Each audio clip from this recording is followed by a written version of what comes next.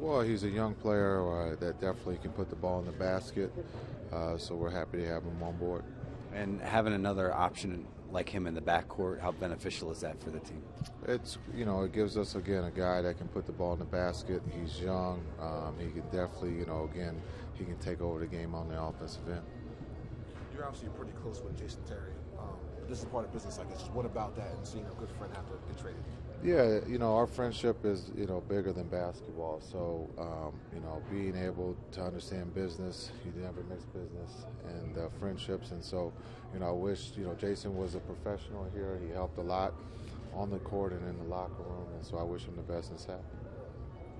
Darren said today he feels as good as he's felt all year. What are you seeing from him now that he wasn't capable of doing earlier this year?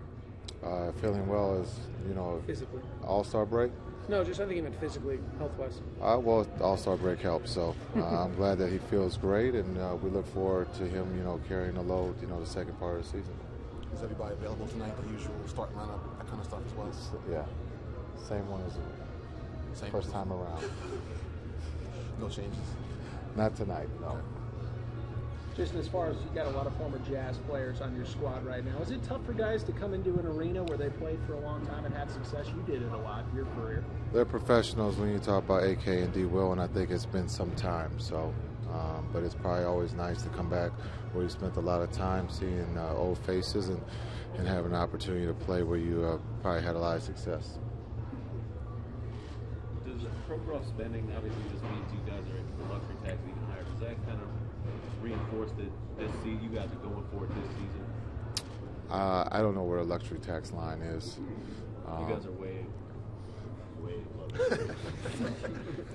I think we were way above it before it started. So, our owners, again, about trying to get the team going in the right direction with different pieces, and, he's probably not done. So we'll see what happens. Obviously, Terry and Reggie haven't been playing much anyway, but I guess you're the two players short tonight on the bench. How would that affect you, if at all, tonight, do you think? Well, coming off the break, hopefully everybody's fresh. Again, being two guys that are short, handed in that sense, everybody will get a chance to play.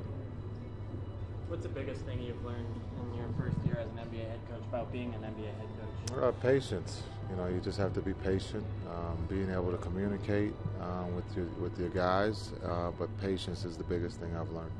In all the years you've been in the league, is there just a greater sense of urgency coming off the break? I mean, everybody's fresh, but is there also a mental effort that's there that was different than when before they left?